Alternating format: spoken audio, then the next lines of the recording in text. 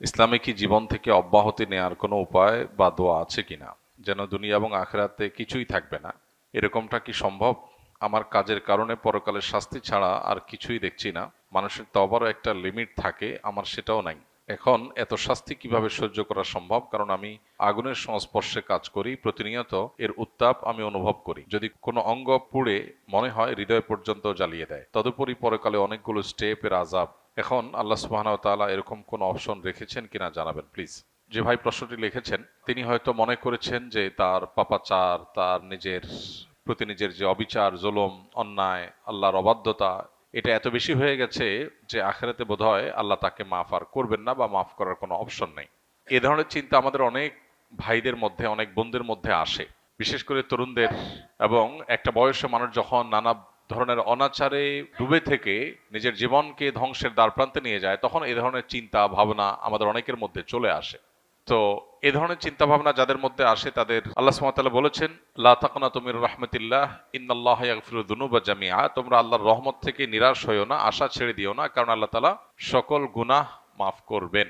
এই আয়াতে আল্লাহ তাআলা বলেছেন তোমরা সকল গুনাহ আল্লাহর কাছ থেকে মাফ পাবে, সকল গুনাহ তিনি মাফ করবেন। এমন কোনো গুনাহ নাই যেটা ক্ষমার অযোগ্য। যিনি প্রশ্নটি লিখেছেন তিনি লিখেছেন তওবার একটা লিমিট আছে। এটা ভুল ধারণা, তওবার কোনো লিমিট নেই। তওবা এমন একটা সিস্টেম যেটা আনলিমিটেড।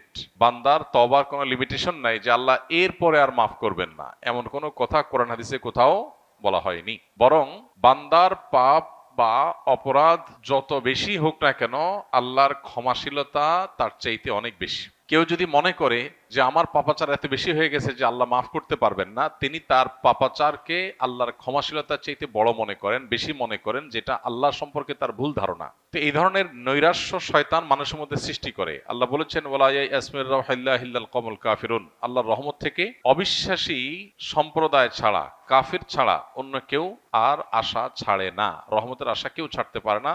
যদি কেউ অবিশ্বাসী হয় সেই কেবল আশা ছাড়তে পারে। তো এই যে আপনি আশা ছাড়ছেন বা আশাহত হচ্ছেন যে আল্লাহ আপনার কোনো গুনাহ মাফ করতে পারেন না, এত গুনাহ আপনার হয়ে গেছে, এর মানে আল্লাহ সম্পর্কে আপনার ভুল ধারণা জন্মেছে। আল্লাহ সম্পর্কে এই ধরনের ধারণা থাকা এটা ভুল এবং কুফরি। এজন্য এই ধরনের ধারণা পোষণ করা অনুচিত। আপনি আল্লাহর কাছে পরিপূর্ণ তওবা করে ফিরে আসেন, আল্লাহ তাআলা সমস্ত গুনাহ মাফ করার ওয়াদা করেছেন। আল্লাহর ওয়াদা আপনাকে বিশ্বাস করতে হবে। আপনি যেটি লিখেছেন যে জীবন থেকে অব্যাহতি নেওয়ার কোনো উপায় আছে কিনা, যে আল্লাহর কাছে আমি বলবো আল্লাহ আমি জান্নাতও চাই না, জাহান্নামও চাই না, আমাকে হিসাবের বাইর করে দেন, খাতাতে নাম কেটে দেন, পুরস্কারও চাই না, তিরস্কারও চাই না, এরকম কোনো সিস্টেম নাই। আমাদেরকে অবশ্যই পুরস্কার অথবা তিরস্কার যে কোনো একটা গ্রহণ করতে হবে আমাদের কর্মপদ্ধতি অনুযায়ী। আল্লাহ বলেছেন মান আমিলা সলিহান ফালিনাফসি ওয়া মান আসআ ফাআলাইহা ওয়া মা রাব্বুকা বিযাল্লামিল লিল আবিদ। যে ব্যক্তি ভালো কাজ করে, ভালো কিছু করে, সেটা তার জন্য করে। আবার সে কেউ যদি খারাপ কিছু করে সেটাও তার নিজের জন্য করে বা তার উপর সেটা বর্তায়। আল্লাহ কারোর প্রতি জুলুম করেন না।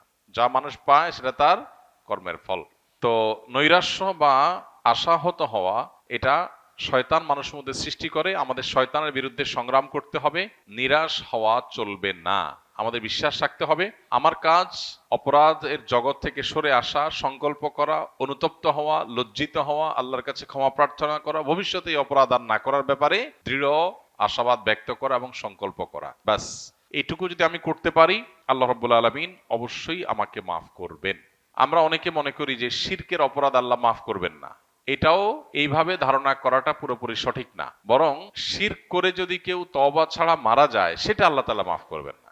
শিরক করার পরও যদি কেউ তওবা করে, সেটাও আল্লাহ তাআলা মাফ করবেন। শিরকের চাইতে বড় অপরাধ পৃথিবীতে নেই।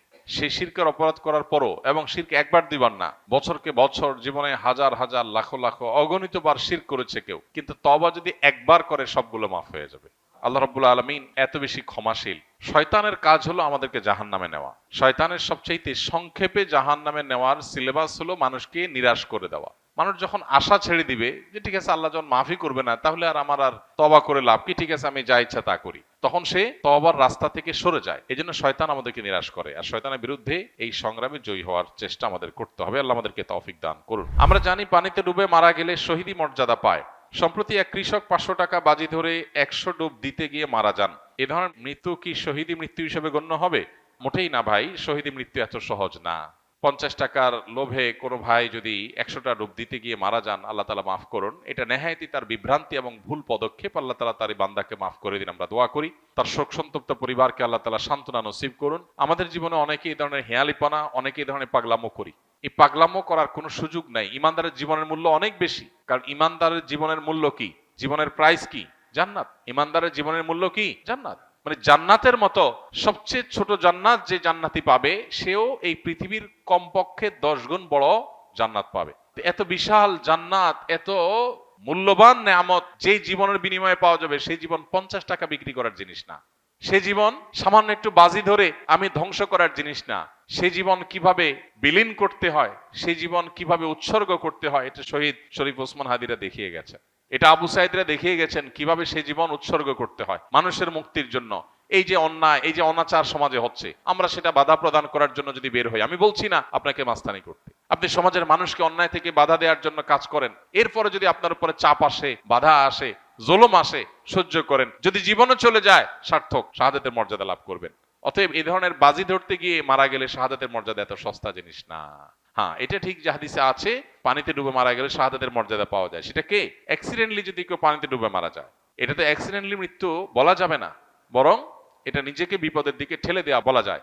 আল্লাহ তাআলা বলেছেন, ওয়ালা তুলকু বিআইদিকুম ইলা তাহলুকা, তোমরা নিজেদেরকে ধ্বংসের দিকে ঠেলে দিও না। এটা ধ্বংসের দিকে ঠেলে দেওয়া। আপনার নিশ্চিত কষ্ট হবে, বিপদ হবে, জেনেও সে কাজটা করা আপনার জন্য জায়েজ নাই পার্থিব কারণে। হ্যাঁ, আল্লাহর সন্তুষ্টির জন্য, আল্লাহর রাহে, আল্লাহকে খুশি করবার জন্য যদি আপনার জীবন যৌবন সবকিছু দিয়ে দিতে হয়, এটা সার্থকতা। এটা সার্থকতা, কারণ এর বিনিময়ে আপনি জান্নাত লাভ করবেন। তো যাই হোক, আল্লাহরে বান্দা, তার ফয়সালা আল্লাহ তাআলাই করবেন। আমরা দোয়া করি আল্লাহ তাআলা তাকে মাগফিরাত নসিব করুন। আমরা দোয়া করি আল্লাহ তাআলা তার শোক সন্তপ্ত পরিবারকে সান্ত্বনা নসিব করুন। তবে এই ধরনের কাজ কারো করা উচিত না, এবং যারা বাজি ধরেছে তার সাথে, তাদের ব্যাপারে পুলিশি তদন্ত হওয়া উচিত। যে একজন মানুষকে 50 টাকার বাজি ধরে, 50 টাকার লোভ দেখিয়ে বা যেভাবেই হোক এভাবে 100 ডুব দেওয়ার জন্য এরকম রিস্কি কাজের মধ্যে ঠেলে দেওয়া, এটা আদৌ এটার পেছনে কোনো দুর্বিসন্ধি আছে কিনা, বা এই ধরনের হেয়ালিপনা সেই বা কেন করলো, এটা জবাবদিহিতার আওতায় আনা উচিত। মানুষের জীবন এত সস্তা না। অতএব আমরা কোনো অবস্থাতে এই ধরনের হেয়ালিপনায় যাব না। পৃথিবীতে এমন অনেক দেশ আছে যেখানে ধর্ম পালন নিষিদ্ধ, সেখানে ইন্টারনেটও নেই। উদাহরণত উত্তর কোরিয়া। এখন প্রশ্ন হলো, সেখানে যাদের কাছে ইসলামের দাওয়াতই পৌঁছেনি, তাদের অবস্থান কোথায় হবে পরকালে? কোনো ব্যক্তি, কোনো সমাজের মানুষের কাছে যদি ইসলামের কোনো দাওয়াত না যায়, তাহলে কিয়ামতের ময়দানে তাদের কোনো হিসাব নাই, শুধু একটা হিসাব হবে। সেটা হলো তারা কোনো সৃষ্টিকর্তায় বিশ্বাস করছে কিনা, আল্লাহর একত্ববাদে বিশ্বাস করছে কিনা, এটুকু হিসাব নেওয়া হবে। বলে এটুকু কেন হিসাব নেওয়া হবে? কারণ এটুকু বোঝার জন্য কোনো দাওয়াতের প্রয়োজন নেই। মানুষের বিবেক যথেষ্ট। মানুষের বিবেক তার সৃষ্টিকর্তার খোঁজ করার জন্য যথেষ্ট। তার বিবেকই তাকে তাড়না দিবে যে আমাকে কে সৃষ্টি করলেন। এই পৃথিবী কি এমনি এমনি চলছে? এমনি এমনিতে একটা গাছের পাতাও নড়ে না, বাতাস আসে তাই পাতা নড়ে। বাতাস ছাড়া কি পাতা নড়ে? কেউ না নাড়ালে কি পাতা নড়ে? একটা পাতা যদি এমনি এমনি না নড়ে, তো পৃথিবীর এই মহাসৃষ্টির সবকিছু চলছে কোনো ক্রিয়েটর ছাড়া। ক্রিয়েশন হচ্ছে ক্রিয়েটর ছাড়া, এটা তো অযৌক্তিক। অতএব এই ক্রিয়েশনটাই ক্রিয়েটরের অস্তিত্ব, মহান সৃষ্টিকর্তার অস্তিত্বের জানান দেয়। এই কথা বোঝার জন্য, আল্লাহর অস্তিত্ব এবং একত্ববাদে বিশ্বাসী হওয়ার জন্য কোনো নবী রাসূলের দাওয়াতের প্রয়োজন নাই। মানুষের কমন সেন্স যথেষ্ট। এতটুকু বিশ্বাস যদি